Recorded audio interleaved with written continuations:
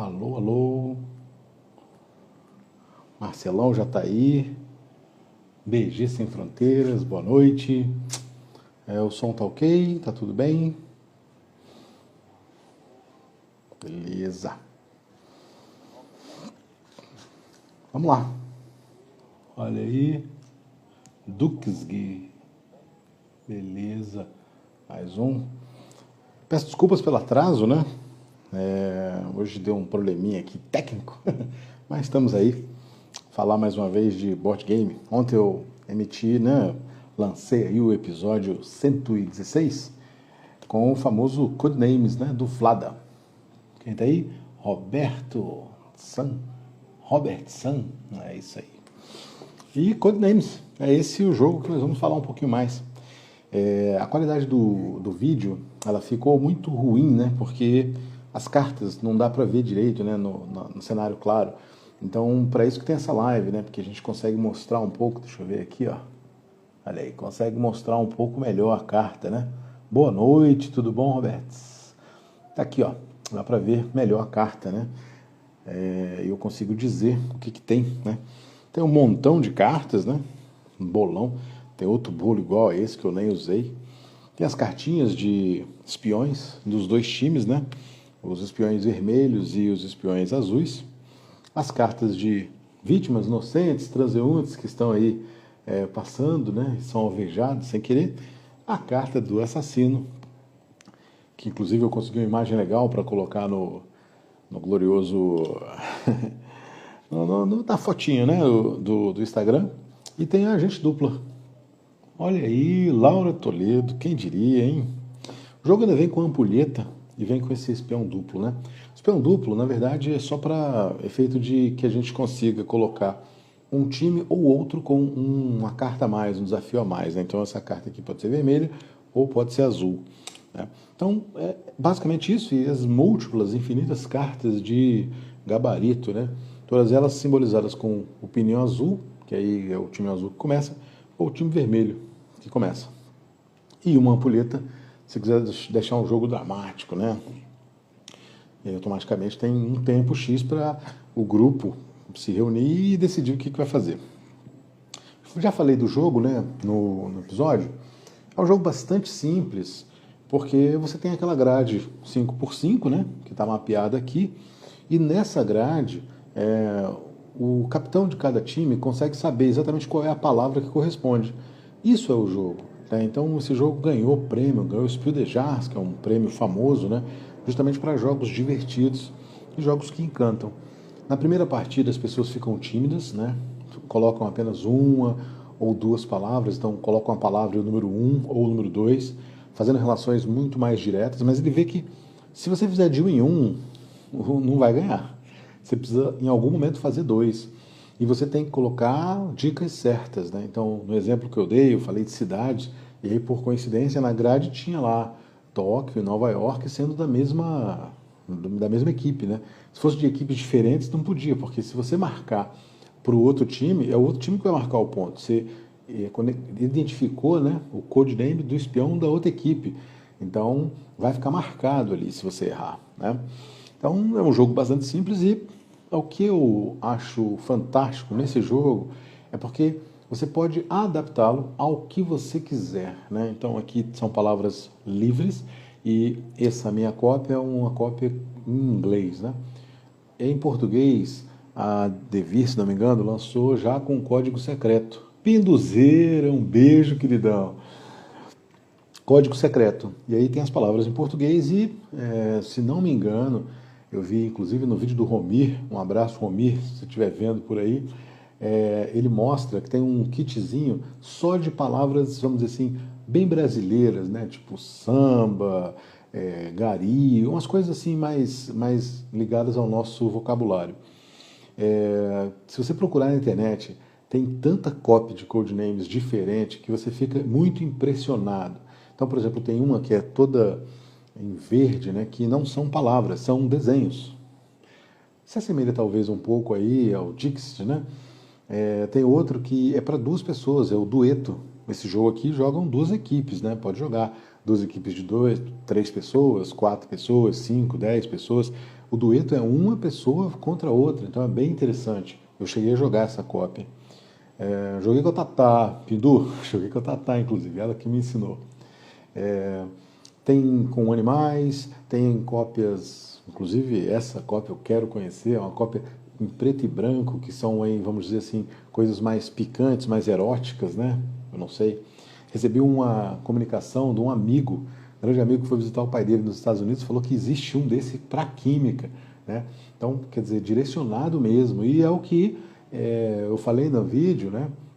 Minha experiência com esse jogo em sala de aula foi a possibilidade que eu tive de colocar grandes grupos de alunos, um grupo versus o outro grupo, pegar um capitão. Então, o que eu fazia?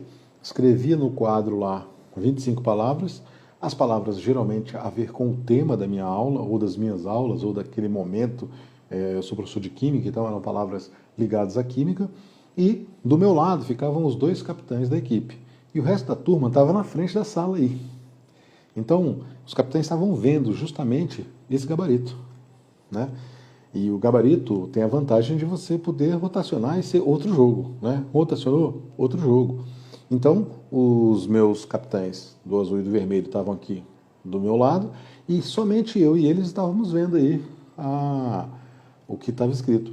Quando a equipe marcava o ponto, ela ia lá e fazia um X vermelho ou um X azul. Então, muito simples. A garotada gostava muito, né? Eu fiz isso em sala de aula de primeiro e segundo ano, né? Não cheguei a fazer no terceiro ano. E é muito difícil você entrar com jogos no ensino médio, porque o ensino médio é uma coisa muito correria e muito voltado para o vestibular. Então, quer dizer, você, entre aspas, né, gastaram a aula para o lúdico, para o jogo, não é tão bem visto assim nas escolas, né? Que você está perdendo a aula. E, na verdade, você está propondo um engajamento super diferente, porque as analogias de palavras que os alunos vão fazer vai ter tudo a ver com o que a gente está falando em sala de aula. Então, é muito pertinente, né? Você pode fazer aí de história, você pode fazer com imagens do jeito que você quiser, né? Você pode fazer de diversas maneiras. O que Laura perguntou aí? Com esse professor e essa estratégia tinha chance de ter aprendido um pouco de química? Eu acho que se os jogos estivessem presentes aí nas salas de aula, vários assuntos seriam bem diferentes. Então, você que não acompanha o canal, se quiser dar uma olhada, se quiser pedir uma dica, depois eu respondo tranquilamente, tanto aqui como no YouTube, de vídeos que eu tenho aqui no canal que falam muito a respeito de história, tem jogos de química, tem jogos de biologia, tem um jogo de matemática, né? Muita coisa com, vamos dizer assim, visão espacial, né? Tem alguns jogos econômicos. Então você tem uma plétora de assuntos diferentes que você pode abordar em sala de aula. É claro que quando você bota um jogo desse numa sala de aula, você cria um problema, porque assim, se o professor Marcelo está colocando o jogo, outras pessoas, mas eu também queria que o outro professor colocasse, eu não posso colocar um jogo de história, por exemplo, porque eu vou atrapalhar o assunto de história do outro professor, então fica um negócio meio... Mas se os professores soarem bonitinho, a coisa anda bem. No ensino fundamental e no Fundamental 2, ou seja, com adolescentes até os 14 anos, né, dos 10 aos 14, você consegue aplicar muito, né, e com diversos jogos diferentes. Saiu um jogo agora, não vou lembrar o nome, eu joguei recentemente Arquimedes. É um jogo muito, você olha, é um jogo bobinho, só de operações matemáticas, né? Operação de somar, subtrair, multiplicar, dividir. Bobinho. Mas para crianças que têm descalculia, isso é de uma coisa fantástica. Você está jogando um joguinho bobinho e está exercitando aquilo de uma outra maneira, né? Quando eu fiz o vídeo do Encanados, do Pedro, grande amigo, ele falou exatamente essa história, né? Eu queria ter feito uma live com ele só para ele contar essa parte do jogo, que assim, ele viu a necessidade de fazer um jogo que as crianças jogassem, que elas tinham dificuldade de contas. Então, a descalculia resolvia com um jogo simples de somar. Então, eu tenho aqui um cano que vale 2, mais um cano que vale 3, mais um cano que vale 5. Quanto que dá a somatória disso? São os pontos, é o dinheiro que você vai ganhar. Então, quer dizer, uma mecânica simples. Para esse jogo, talvez as crianças não pegassem no começo. Tanto é que ele coloca aqui 14 anos ou mais, porque realmente é difícil para os menores pegarem a analogia das palavras tão bem, ainda mais se você fizer uma coisa, vamos dizer assim, mais contextualizada, né? Eu gosto muito desse jogo, mas infelizmente eu não tenho como jogar. Nós estamos numa pandemia, é um jogo que é um party game, né? É um jogo para muita gente, é um jogo de festa, é um jogo que, pô, tem aí duas equipes de 4 cada um, 8 pessoas, 10 pessoas reunidas para jogar. É uma diversão garantida, mas estamos numa pandemia, né? Então não dá para você jogar isso aqui, né? Eu também não tenho tantas pessoas conhecidas para poder fazer grandes mesões. Eu, particularmente, nem prefiro tanto. Se eu tenho 8 pessoas num ambiente, eu prefiro que jogue-se 2 mesas com 4, né, jogando, enfim, jogos mais pesados, é a minha praia, né, mas eu não recuso esse jogo, se eu tiver presente eu não recuso. Avalon também é um jogo de festa para 10, 12 pessoas, não recuso o jogo, né, mas são jogos para festa, se você não quer barulho, não vai ser legal, né. Vamos ver quem mais está por aí. Nós temos aí Chadwick, Shadice Games está aqui, boa noite, tudo bem? GPS, GSP Naves, está aí, muito bom. Bom, gente, o objetivo dessa live é justamente falar um pouco dessas coisas a mais, né, que eu mencionei. E a pegada do jogo em si tem essa coisa de espionagem, né, e o codename dos espiões. Então, propositadamente nas imagens que eu coloquei uma imagem parecida com essa aqui e coloquei a Mata Hari, que foi um espião da Primeira Guerra Mundial, né? E você tem os espiões exercendo um papel muito importante na história das guerras. E, infelizmente, é sobre guerra, né? Mas a gente tenta colocar de lado e essa coisa da espionagem ser uma coisa apenas como um fio condutor para o jogo ficar mais interessante, né? Então, você ter que descobrir o codename do espião que é do seu time, do seu aliado, né, do seu lado, isso é interessante, a temática é interessante. E é essa temática que vai chamar as pessoas, porque espionagem sempre é uma coisa que todo mundo, o cara é espião, o cara tá ali. Então, é o tipo de jogo que tem um apelo bacana e a contextualização dele do jeito que você quiser. Obviamente ainda tem esse trocinho aqui, que é um suporte, né, para isso aqui. Colocou a carta, fica ali, para você não ficar segurando, né? Você bota ali na mesa e pronto, fechou. E é isso. É impressionante como o jogo é simples, poucos componentes, né? Aquela coisinha, aquele momento onde ninguém fala muito, né? O custo, o preço de um jogo desse. Isso para mim é o tipo do produto que eu considero extremamente honesto, né? Eu comprei o meu de um amigo que não tinha por que jogar. Ele comprou na feira, dessa feira de Essen lá, e ele não tinha como jogar com muita gente. Ele comprou porque o jogo ganhou o prêmio, beleza. Ele não tinha o que jogar. Eu comprei por R$ 110. Já vão aí os seus 4, 5 anos que eu tenho esse jogo. Ele viu pouquíssima mesa, viu mesmo umas 5 vezes no máximo, né? E você hoje ainda consegue comprar esse valor, né? 100, 120, as variadas expansões talvez atinjam 140 e por aí. Já teve outras reedições, né, do Código Secreto em português, por exemplo. Então você consegue cópias nesse valor. Para mim isso é extremamente justo. Porém, obviamente vai ter gente que vai achar que é caro você ter apenas cartinhas contendo palavras e esses cartões aqui. Então é só papelão. Mas o tanto que você investe num jogo e o tanto de rejogabilidade que isso aqui vai ter, para mim, tá ok. A rejogabilidade desse jogo, para mim, é altíssima, né? Porque a todo momento que você tem aí um grupo grande, você pode aplicar um jogo desse. Para quem dá aula, né, tranquilamente você poderia fazer um jogo desse com um viés temático ou apenas para integrar as pessoas, né? Muitas vezes você está com um ambiente que muito formal, as pessoas, para quebrar o gelo, você faz isso aqui, é muito tranquilo, as pessoas começarem a trabalhar em conjunto ou se conhecerem. Então, a aplicabilidade. É um jogo que, por exemplo, eu não pretendo me desfazer nunca, porque está ali, você pode aplicar ele a qualquer momento, você pode utilizar ele de diversas maneiras. Se você quiser trabalhar em sala de aula, com alunos, beleza. Se você quiser só grupos grandes, beleza. Então, para mim, é uma relação extremamente favorável, né? Ver se tem mais alguma coisa aqui. Alguém tem mais alguma pergunta aqui? Que entrou mais? Estamos aqui nós poucos na nossa live. E sem muito mais, né? Aqui, ó. Vamos fechar uma meia horinha de live só para a gente finalizar. A coisinha que eu gosto de enfocar no jogo é essa questão de tempo, né?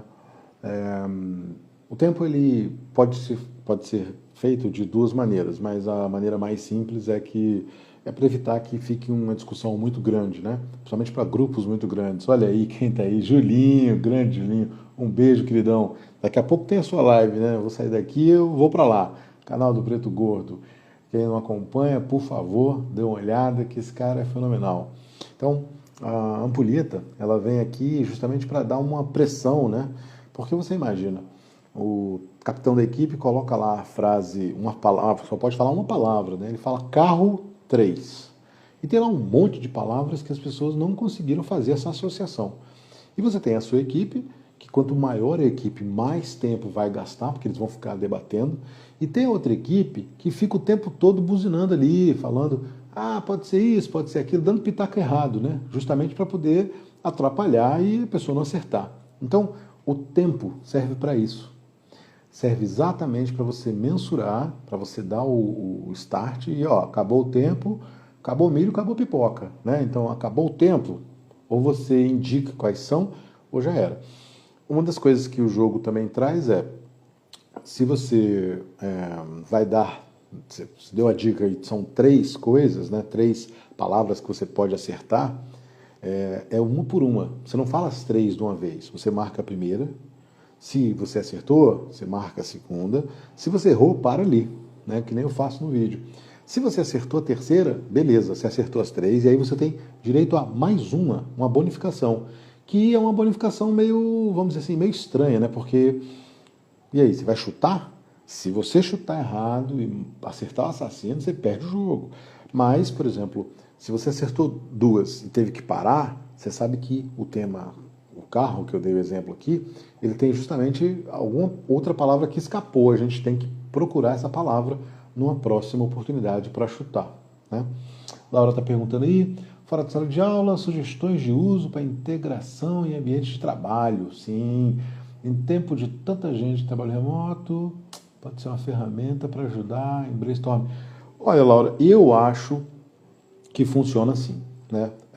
E aí quem está, vamos dizer assim, quem está direcionando, né, quem está coordenando o jogo, essa pessoa ela pode ela mesma pegar palavras que tenham a ver com o que ela queira, né? Então eu quero que as pessoas dessas equipes aqui façam um brainstorm, mas eu não quero um brainstorm aleatório, eu quero direcionado. Então eu vou pegar várias palavras que são direcionadas para o que eu quero, né? Você não vai colocar, olha só a quantidade de palavras que você tem aqui. Então eu tenho aqui Austrália, dado, vento, presunto, né? Bermuda, Saturno, bateria, quer dizer, são palavras soltas, aleatórias, genéricas, de maneira geral, tem de tudo. Se eu quero coordenar alguma coisa, então eu vou orientar isso. Então eu acho que sim, serve sim para você ter uma equipe, né, onde você vai fazer um brainstorm. Eu tenho 2 equipes e eu quero que daqui saia uma ideia legal, né, uma construção de ideia. Então, com certeza, é um jogo que pode ser aplicado nesse tom empresarial, né? Karen César, minha alma gêmea, né? Minha irmã gêmea de aniversário. Fazemos aniversário no mesmo dia desde sempre, né, Karen? Tudo bom? Um beijo para você. E outra coisa que você perguntou, integração em ambiente de trabalho e pode ser feito remoto. Olha, ao longo dessa pandemia eu joguei muito pouco. E eu joguei muito pouco de maneira remota, né? Então, por exemplo, existem plataformas como a Tabletopia, sei lá, onde muita gente colocou o jogo lá e existe o jogo lá e você pode jogar lá. Eu, particularmente, só jogo no Board Game Arena e eu jogo geralmente jogos por turno, né? Eu não jogo online direto. porque eu não gosto. Eu acho que o jogo, para mim, ele é físico, presencial, ele é tabuleiro, ele é mesa. Mas é porque eu sou velho, né? Eu sou ranzinza. É, então, com certeza, né, nessas ferramentas multifacetadas que nós temos hoje em dia para essa coisa do online, do home office, você pode tranquilamente.